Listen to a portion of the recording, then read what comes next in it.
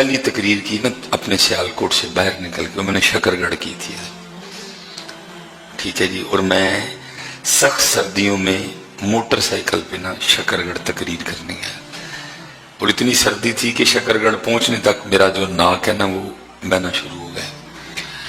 उस वक्त ना मैं ऑनलाइन क्लासें भी पढ़ाता था, कुछ यूएसए वगैरह में, कुछ यूके में पढ़ाता था, इसलिए मेरी मजबूरी थी कि मैं रात रुक नहीं सकता था, क्योंकि नेट वगैरह लैपटॉप वगैरह सारे घर में पड़े थे, मैंने आना ही आना था। वो जब तकरीर खत्म हुई ना तो जी बारिश शुरू हो गई। अब वो जिन्होंने बुलाया था वो कहने लगे साहब पहले ही आपका नाक बह रहा है कि आपको ठंड लग चुकी है, तो अब अगर आप मोटरसाइकिल पे वापस जाएंगे तो तबीयत ज्यादा बिगड़ेगी।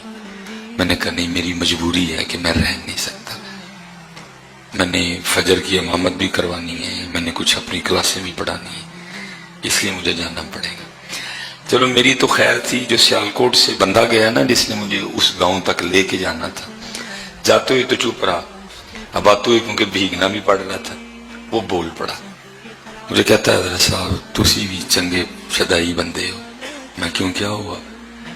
वो भाई जिन्होंने आपको तकरीर के लिए बुलाया, आप इनसे कहते कि गाड़ी का इस्तेमाल करें, जो आपको लेके भी जाती, आपको छोड़ने भी जाती। इतनी ठंड में आप आए हैं, आपको बुखार भी हो रहा है, और अब इतनी सर्दी में फिर मोटरसाइकिल से शकरगढ़ से सियालकोट जाएंगे, ऊपर से बारिश भी हो रही है, तो ये कैसा दीवानापन है, कैसा पागलपन है। तो आपने इनसे क्यों नहीं कहा कि गाड़ी दे? असल में जरूरत वो खुद ही डाल देते हैं दिल में बातें।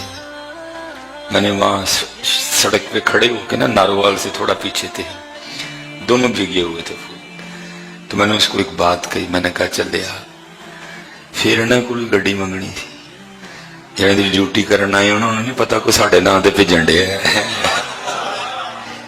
जिन्हों की ड्यूटी करना आए हैं उन्होंने नहीं पता को साढ़े नां ते भेजन डे है, जो देनी होगी आपे दे छड़ेंगे। बस फिर शुरू हुआ सिलसिला, फिर मेहरान, फिर वैगनार, फिर सिटी, फिर टोयोटा, फिर एमजी, फिर शुरू हुआ। वो देते हैं बेटा, बस थोड़ा सा पहले चेक करेंगे भला ये क्या करता है, थोड़ा सा चेक करेंगे पहले ये करता क्या है भला, पहले खुद ही दिल में ख्वाहिश डालेंगे, फिर देखेंगे ये इस ख्वाहिश की तकमील के लिए कौन सा रास्ता अख्तियार करता है। बस ये छोटा सा इम्तिहान है, इसमें पास होना फेल न होना,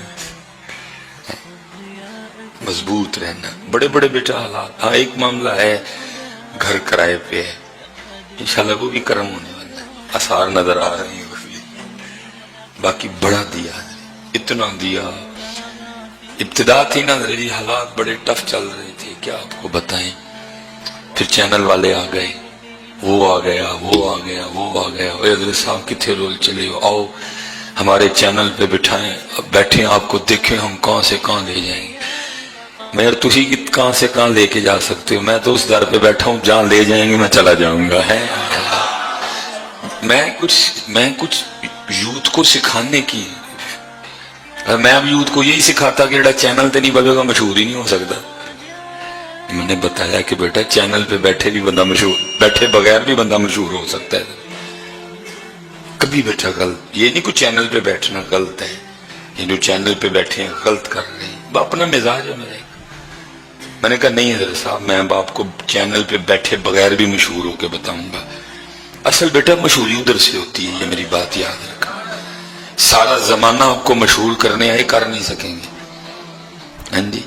और अगर उधर से आपके लिए मशहूरी लिख दी गई है, सारा जमाना आपको जलील करने आ जाए कर नहीं सकेगा। बस ये पक्की गिरा बांध लो, जो है उधर से है।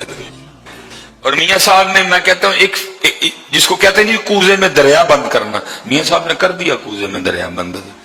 आप फरमाते हैं जियो बेली सब जग बेली, कूजे में, इसको कहते हैं कूजे में दरिया बंद करना।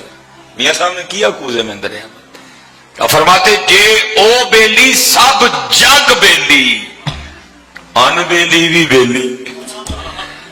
बस इतनी सी बात है, मुर्शिद ने ये समझा दी है, पेच कस छड़े कट के कसे है, सुकून है जी, मौज है। हमेशा उधर झोली फैलाना, दे दे نہ دیں جیسے سائیں راضی، لیکن کوئی غلط راستہ اختیار نہ کرنا کہ کل حضرت جا کے نبی علیہ السلام سے ہم آنکھیں نہ ملا سکیں۔ تھوڑی زندگی ہے، 70 سال میں نے بڑی بڑی باتیں سنی ہیں حضرت جی، میں نے اتنی باتیں سنی ہیں کہ میں آپ کو بتا نہیں سکتا، اتنی۔ کوئی کہتا تھا اینے موٹر مکینک بننا ہے، کوئی مجھے بیٹی دینے کو تیار نہیں تھا۔ میں نے اتنی باتیں سنی ہیں، کبھی کبھی دل کرتا تھا خودکشی کر لوں، ایسا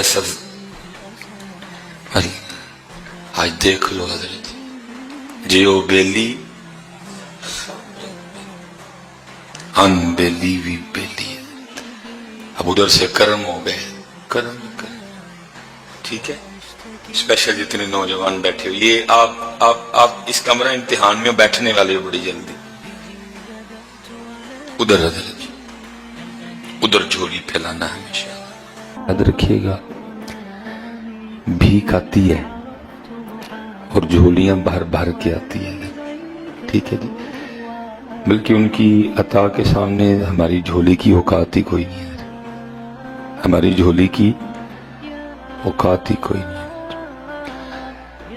سیدنا انس رضی اللہ تعالیٰ عنہ یہ نبی علیہ السلام کے خادم تھے،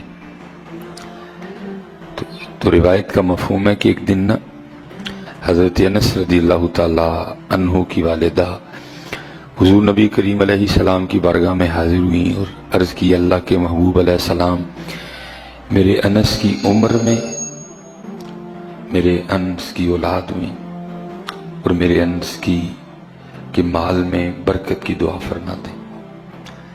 دیکھا کہ حضور نبی علیہ السلام نے دعا فرما دی، اور پھر یہ عطائے مصطفیٰ کا کمال تھا کہ سب کے باغ نہ سال میں ایک بار پھل دیتے تھے، لیکن حضرت انس کا باغ سال میں 2 بار پھل دیتا تھا۔ آتی ہے کو منگے تے سید، کتے سود ہے، کتے رشوت ہے، کتے فراڈ ہے، کتے دھوکا ہے، مانگا ہی نہیں تو نے اللہ اور اللہ کے رسول سے، تو کس راستے پہ نکل پڑا۔ وہ لکھا ہے کہ آپ کی اولاد میں اتنی کثرت ہوئی، کمی پیشی کی اللہ مجھے معافی دے، لکھا ہے کہ تقریباً 50 سے اوپر اور 70 سے تھوڑا پیچھے آپ نے اپنے پوتے پوتیاں نواسے نواسیاں اپنے ہاتھوں سے دفنائی ہیں، اتنی آپ کی اولاد میں برکت ہوئی ہے۔ اور وہ صحابہ جن کا سب سے آخر میں انتقال ہوا، حضرت انس رضی اللہ تعالیٰ عنہ کا شمار ان صحابہ میں ہوتا ہے، اتنی برکت ہوئی ہے۔ بس میں آپ سے اتنا ہی کہوں گا، جب بھی کسی چیز کی ضرورت ہو تو ادھر ہی جھولی پھیلانا ہے، دے دیں الحمدللہ، نہ دیں تو یہ سمجھ کے خوش ہو جانا یہ چیز میرے لیے ٹھیک تھی نہیں ہے،